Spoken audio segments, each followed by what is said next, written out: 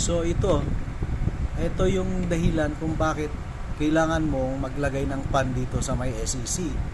Umaabot yan siya ng 44, 45 yan o, 46.2, 47 na 48 yung amperahe na yan. Tatlong solar panel yan na 550 watts na nasa taas. Kailangan mo talaga maglagay nito ng pan dito sa kanya ng pan. Pag hindi ka naglagay, iwan ko na, delikado. O yan na o, tumataas na. Tingnan natin temperature ha. Tingnan natin temperature. Oh, 39. 40 yan kanina. Oh, di ba? Kayang-kaya ng pan na to, yung maliit na to, kahit maliit lang yan. Last processor pan na ganito oh. Diyan sa loob niyan. So hindi ko pa pinapagana itong outer pan.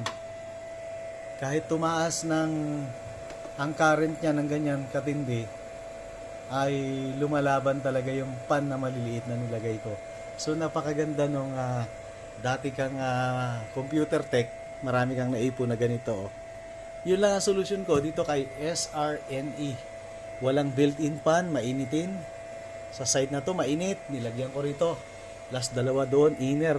Hindi ko na pinagana tong outer pan. Galing, galing.